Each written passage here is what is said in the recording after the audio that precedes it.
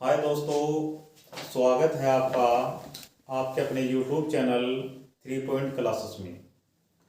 दोस्तों, मैं आज आपको बंगाल विभाजन के बारे में बताऊंगा, जो कि पेपर की दृष्टि से बहुत ही महत्वपूर्ण चैप्टर है।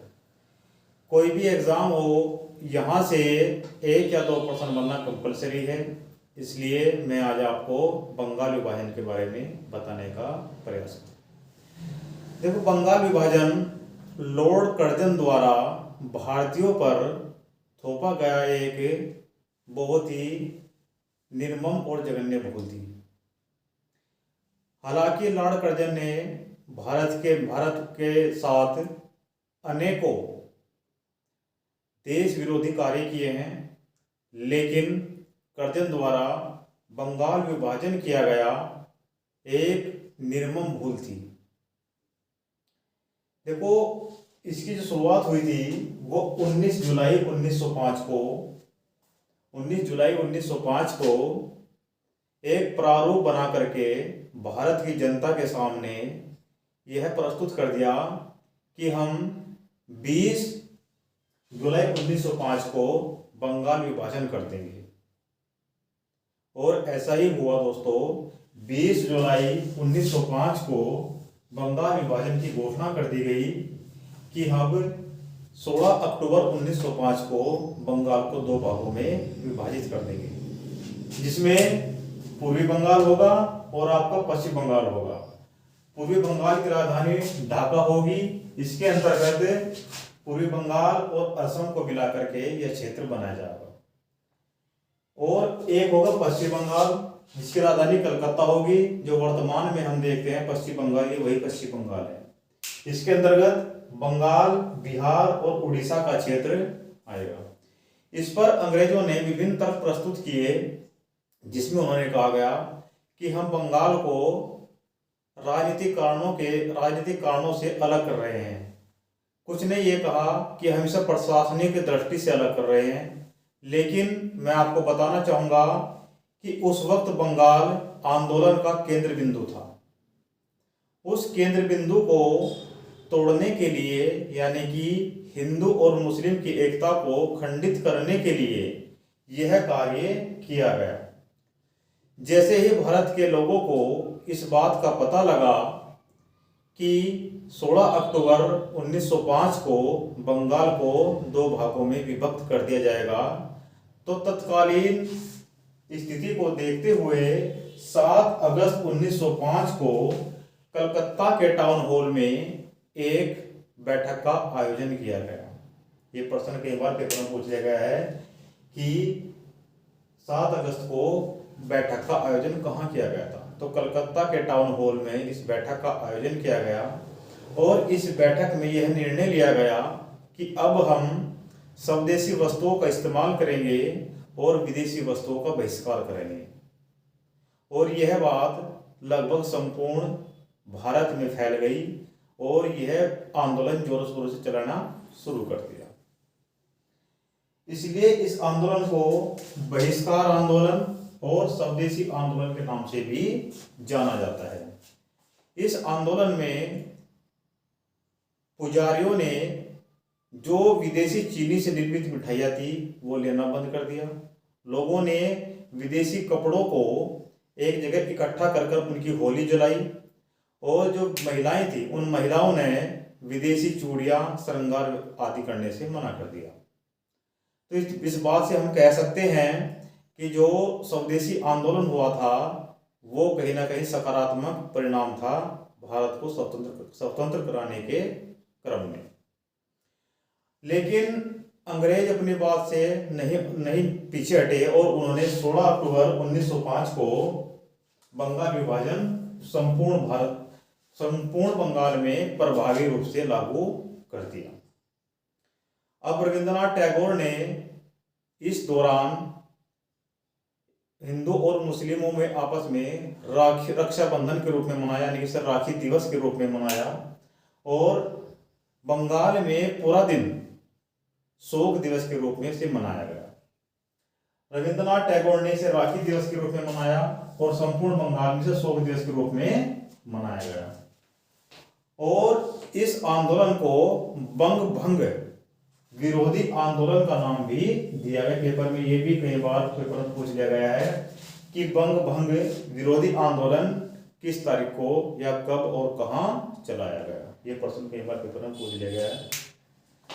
रविंद्रनाथ टैगोर ने इसी समय एक गीत गाया जिसे आमार सोनार बांग्ला, ये गीत है जो वर्तमान में आपका बांग्लादेश का राष्ट्रीय गीत भी है। ये गीत उसने गाया गया। और जब बंगाल में बंगाल विभाजन किया गया तो जो वहाँ के नेता थे उनमें प्रमुख थे सुरेंद्रनाथ बनर्जी। सुरेंद्रनाथ बनर्जी, यहाँ पे लिख रहा हूं मैं, सुरेंद्र नाथ बनर्जी। सुरेंद्रनाथ बनर्जी ने बंगाल में बंगाल विभाजन के विरोध में नेतृत्व किया और संपूर्ण बंगाल इन नारों से गूंज उठा, बनर्जी तुम संघर्ष करो, हम तुम्हारे साथ हैं। क्या कहा गया कि बनर्जी तुम संघर्ष करो, हम तुम्हारे साथ हैं। और दूसरा नारा यह था कि बनर्जी झुकना नहीं है। इस प्रकार से इन नारों से पूरा बंगाल गूंज उठा और बंगाल में जो राष्ट्र भावना थी वो पूरी तरह से प्रसारित होने लगी। अब भारत के अन्य क्षेत्रों में भी जो और नेता थे उन्होंने नेतृत्व किया। जैसे पंजाब में लाला लाजपत राय, पंजाब में लाला लाजपत राय जी ने उसका नेतृत्व किया। और महाराष्ट्र में बाल गंगाधर तिलक और उनकी बेटी केतकर, ये पेपर में कई बार पूछा गया है कि बाल गंगाधर की बेटी का नाम क्या है, उसका नाम था केतकर। तो महाराष्ट्र में बाल गंगाधर तिलक और उनकी बेटी केतकर ने इस आंदोलन का नेतृत्व किया। संयुक्त प्रांत जो वर्तमान का उत्तर प्रदेश है, यहाँ पर जो नेतृत्व करने वाला व्यक्ति था उसका नाम था अजीत सिंह। अजीत सिंह जी ने यहाँ पे उत्तर प्रदेश में या संयुक्त प्रांत में इसका नेतृत्व किया। और दिल्ली में सर सैयद हैदर, दिल्ली में सर सैयद हैदर, सर सैयद हैदर ने दिल्ली में बंगाल विभाजन का नेतृत्व किया। अब जैसे बंगाल विभाजन पूरे देश में लागू हो गया या बंगाल में लागू हो गया, दो अलग अलग भागों में विभाजित हो गया, तो जो नेता थे उनके अलग अलग स्टेटमेंट आए जो कि आपके पेपर में पूछे जाते हैं। जैसे सुरेंद्रनाथ बनर्जी का स्टेटमेंट बहुत ही फेमस है जो पेपर में पूछा जाता है। उन्होंने कहा कि बंगाल विभाजन हमारे ऊपर वज्र की तरह गिरा है। क्या कहा कि बंगाल विभाजन हमारे ऊपर वज्र की तरह गिरा है। ये स्टेटमेंट था सुरेंद्रनाथ बनर्जी, ये स्टेटमेंट था सुरेंद्रनाथ बनर्जी का। और इसी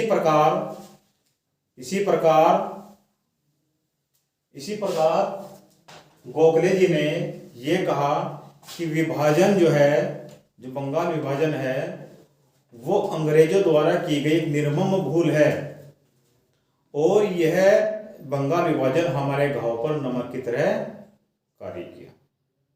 ठीक है जी। बाल गंगाधर तिलक जी ने क्या कहा कि अंग्रेजों द्वारा की गई बंगाल विभाजन एक निर्मम भूल है और यह बंगाल विभाजन हमारे घाव पर नमक की तरह कार्य किया। तो एक चीज और है, पेपर में एक बार प्रश्न पूछा गया था क्योंकि अंग्रेजों द्वारा जो कार्य किया गया था बंगाल विभाजन का, इसमें हिंदू और मुस्लिमों में फूट डालने का कार्य किया गया था। तो जाहिर सी बात है कि मुस्लिमों ने इसमें भाग नहीं लिया, लेकिन जो कट्टर मुस्लिम थे उन्होंने भाग नहीं लिया, लेकिन जो राष्ट्रवादी मुस्लिम थे उन लोगों ने इसमें भाग लिया। तो प्रश्न ये पूछा गया था कि मुस्लिमों ने यानी किन मुस्लिमों ने इसमें भाग लिया। तो बरसाल एक क्षेत्र पड़ता है, कहीं कहीं बरसाल आता है, कहीं बरसाड़ आता है, बरसाल या बरसाड़। बरसाल या बरसाड़ के मुस्लिमों ने इसमें भाग लिया। ठीक है जी। और बंगाल में, संपूर्ण बंगाल में वंदे मातरम गीत भी पुरजोर से गाया गया। इसी क्रम में अब 1906 में वायसराय बन गए थे लॉर्ड मिंटो सेकंड, और उनके नेतृत्व में सर अरुणडेल की अध्यक्षता में कमेटी बनाई गई, जिस कमेटी का नाम था अरुणडेल समिति। इस समिति का जो कार्य था वो ये था कि क्या बंगाल विभाजन सही है या नहीं है, इस पर अपनी रिपोर्ट प्रस्तुत करना था अंग्रेजी सरकार को। तो फाइनली उन्होंने 1906 में ही इस रिपोर्ट को प्रस्तुत किया, और उन्होंने भी यह माना कि बंगाल को संयुक्त कर दिया, यानी कि बंगाल का विभाजन रद्द कर दिया जाए और बंगाल को पुनः पूर्व की भांति संयुक्त रूप से आपस में मिला दिया जाए। उन्होंने भी इस कमेटी में ये प्रावधान किया गया। एक प्रश्न ये आता है कि रास बिहारी घोष जी ने 1906 में किस संस्था का गठन किया था? तो आपकी राष्ट्रीय शिक्षा परिषद। ये पेपर में कई बार जो अच्छे एग्जाम है यूपीएससी पीसीएस वगैरह में प्रश्न कई बार पूछा गया है कि 15 अगस्त 1906 को रास बिहारी जी ने किस संस्था का गठन किया? तो उन्होंने कलकत्ता के टाउन हॉल में, ये वही कलकत्ता का टाउन हॉल है जहां 7 अगस्त 1905 को बैठक का आयोजन किया गया था बंगाल विभाजन के विरोध में। तो वहीं पर रास बिहारी घोष जी ने राष्ट्रीय शिक्षा परिषद की स्थापना की, जिसके अध्यक्ष पेपर में बहुत ही वेरी वेरी इंपॉर्टेंट है, ये कई बार पेपर में पूछे गए हैं। इनके जो अध्यक्ष थे वो थे सतीश चंद्र मुखोपाध्याय।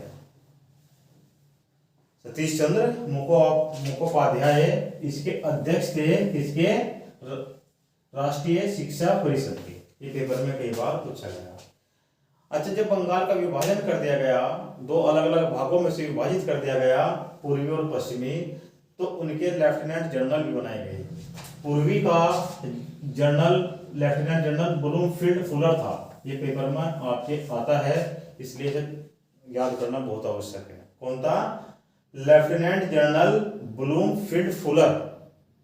ये पूर्वी बंगाल का लेफ्टिनेंट जनरल था, और पश्चिमी जो बंगाल था इसका लेफ्टिनेंट जनरल था सर एंड्रयू फेजर।